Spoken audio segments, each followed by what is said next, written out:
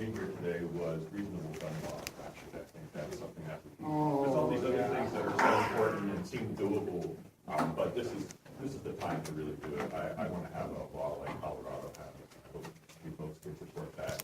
And absolutely, let's keep guns out of the legislature. That was a national embarrassment. I thought people carrying guns into the Capitol. I thought that was very threatening.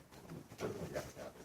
Well, thank you for your comments, and I will say, please, if you have not already sent an email to Senator Burdick, you probably know that she's a champion on this issue. I think all of us are either co-sponsors are working with her, and she's been under a huge amount of pressure. You may have seen the story about her being stalked, and so it is. Certainly send her an email because she needs to hear. I have now 1,600 emails on that issue in my inbox the last time we checked. So we need to hear from you all as well. I just want to mention two bills that I'm chief sponsoring. One is 3412, which would assign a task force, a gun task force, try to take it out of the uproar that there is right now and thoughtfully go forward and look at what's happening at the federal level and what gaps that might leave at the local level. And 3413, I consider very much a responsible gun ownership. It's to keep guns out of the hands of minors.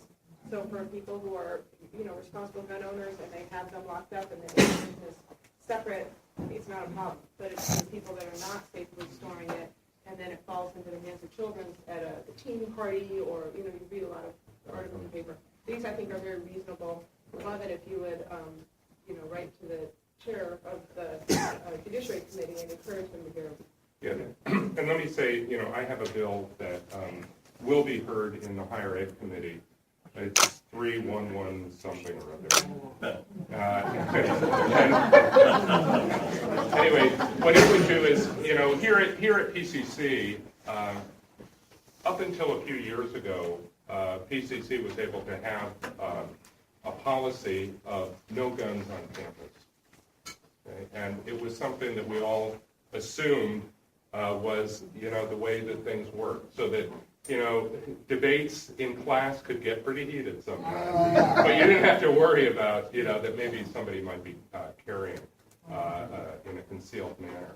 But because of a court case that was done a couple of years ago, it became clear that colleges and universities cannot create their own gun policies unless the legislature has explicitly given them that authority. So I have a bill that would do that. It would give the colleges and universities the ability to set their own policies with respect to concealed carry. It's 311 something. 3114 or 3117. It'll be heard sometime in the next couple of weeks. There is a counter bill that people who want to advocate for further concealed carry on campus are putting in. We'll hear both bills on the same day. It should be kind of interesting. And also April 4th, I know Ceasefire is having a rally at the Capitol. The woman in the white, and then that'll be our last question. Michael will stay to hear all of your questions. And those of us who are on time will move on to our other meetings. Yes.